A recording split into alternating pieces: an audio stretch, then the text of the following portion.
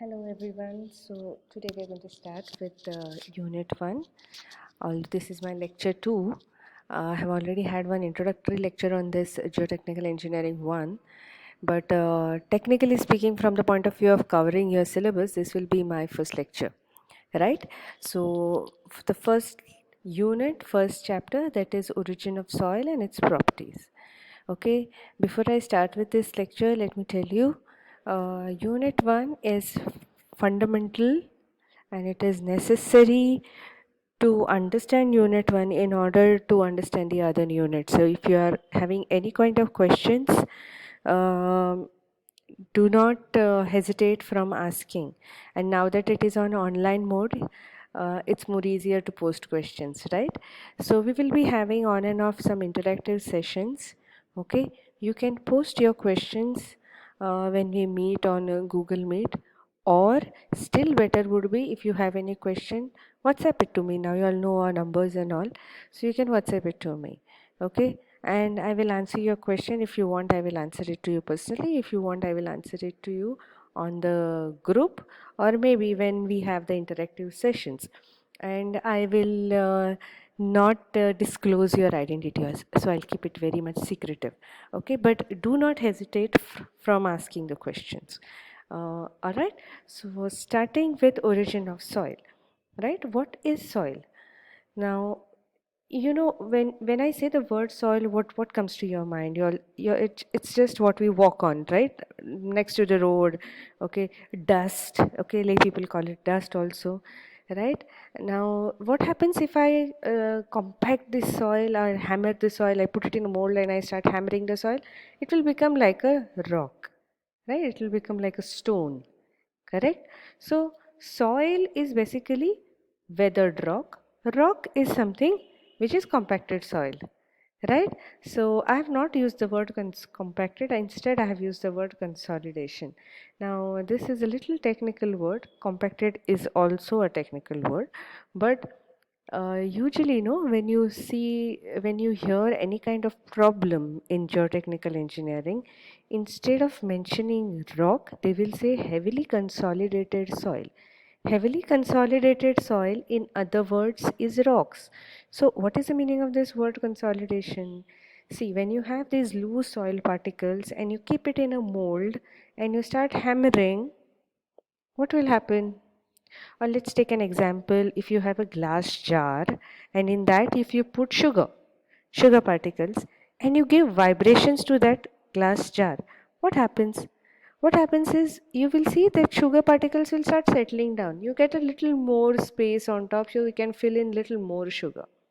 Okay, so what is this giving jerk to the jar or vibrating the jar doing? It is removing the air which is trapped in between the sugar particles out.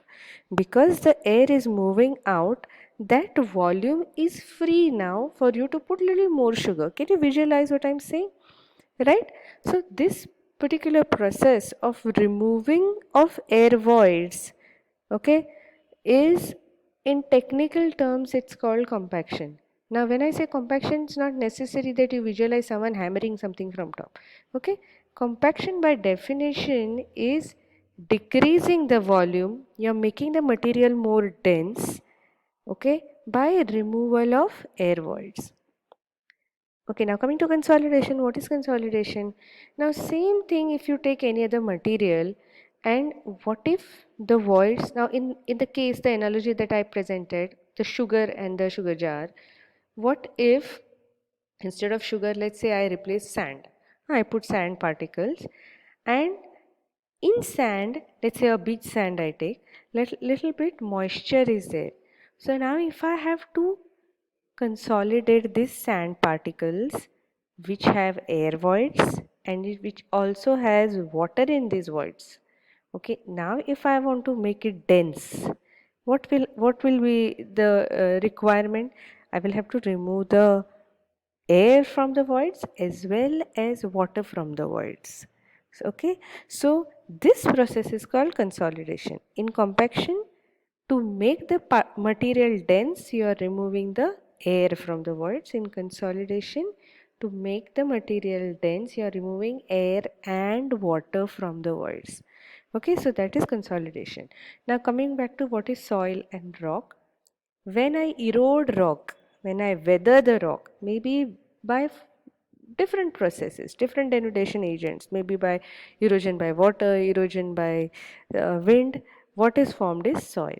And when I consolidate soil, when I remove the air and water from its void, it becomes rock. So it's a circle, right? Now coming to your next soil. What is soil? Soil is a complex material. It is not well defined. It is not uniform. Now if you compare soil to all these different building materials that you have so far studied, let's say cement or bricks, right, or steel, we know that if I give you a steel bar, uh, entire steel bar will have the same tensile strength, right? It's not that the top, let's say 1 meter has some strength, the other 2 meter will have some other tensile strength, or even if there is variation, it will be very, very slight. Okay, or let's say if I give you a brick from a particular manufacturer, okay, and I ask you to test that particular brick, and you test those 3 bricks or 5 bricks, and you average out certain strength of that brick, which is more or less applicable for the whole lot. But that doesn't happen with soil.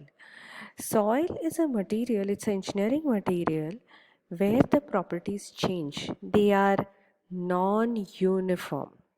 They are not uniform at if you have a particular plot, and in that plot also, if I take a borehole, let's say the plot is just 500 square meter, if I take a borehole right at the center of the plot, the data that you will get from that borehole, what is a borehole?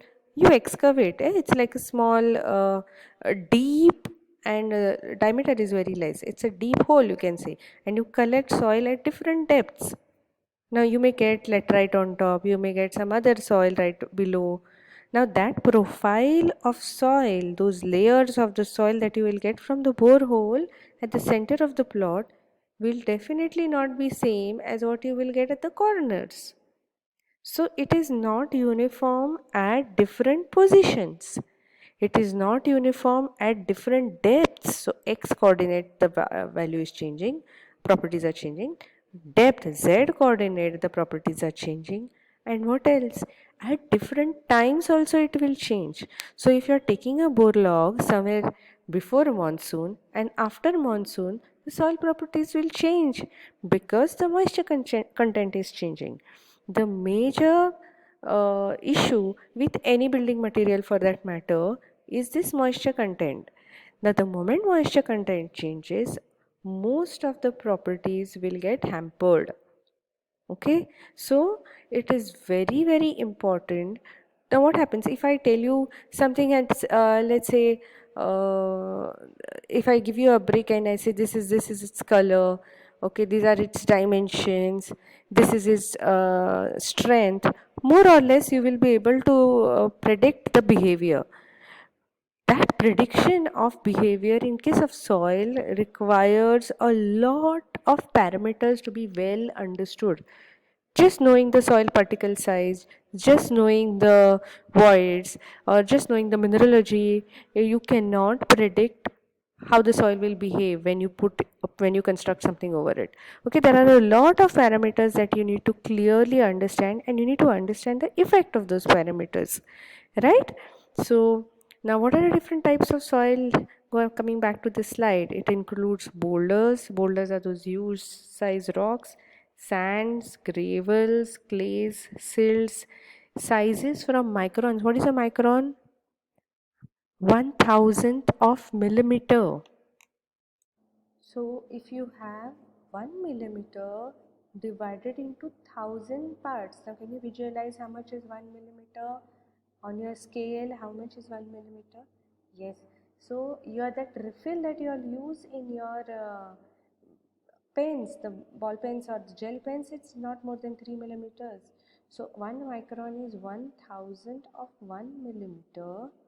Okay, that is the size of particles of some soils. Okay, if you go to clays and all, it is in microns, even lesser, right?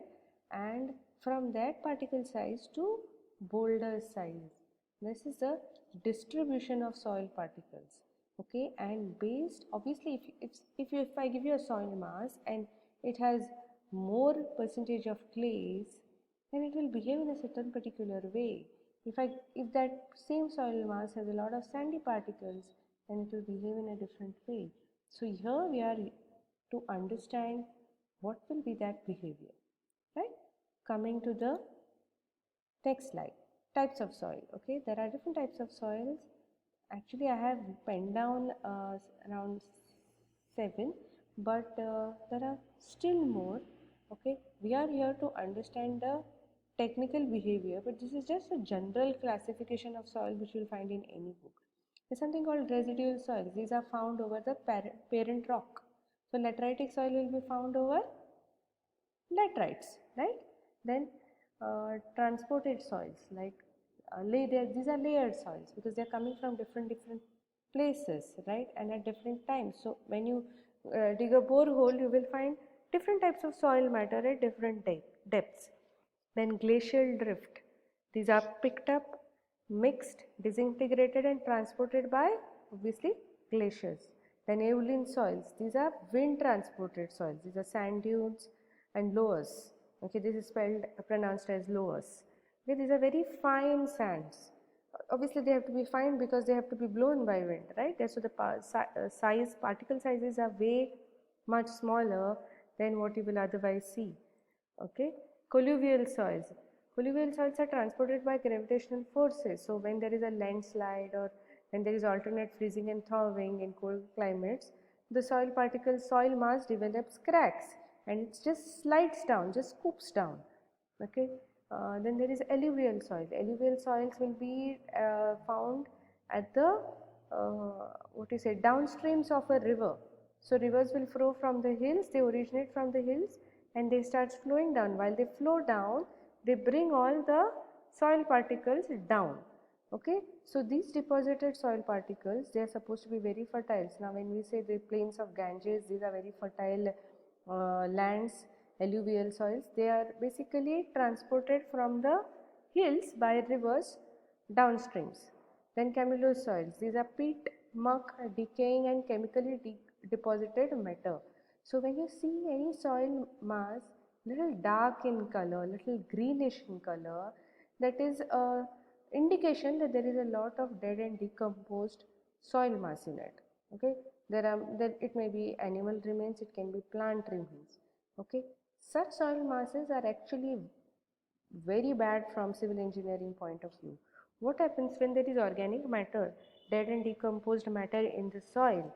It goes on breaking down. That is nature, right? It goes on decomposing. So when it eventually decomposes, it moves out of the system and then there are voids left. So moment there is void, then what happens to the strength?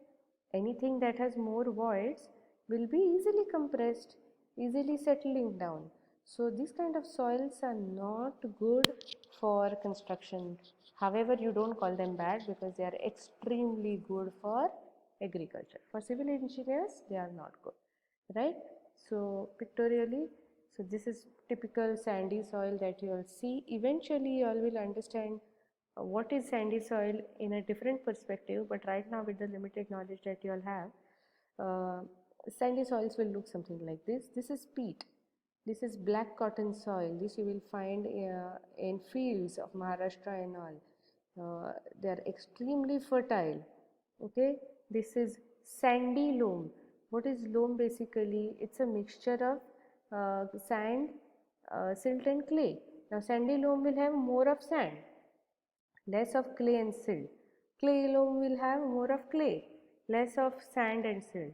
Okay, so what is basically silt? Silt is clay is extremely small, less than 2 microns. Sand is something more than 2 millimeters. In between is silt.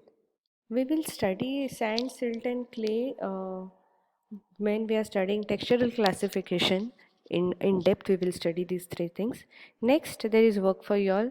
Find out what is lateritic soil because that is the soil which we find in Goa. Try to find out its engineering properties. And this is, I want a very small write-up. I want you all to basically read on lateritic soil. And this write-up, you're going to put it in your term work, submit it in week 3, that is 2 weeks from now. 15 days I'm giving you all will have to make a PDF and mail it to me. All right, thank you.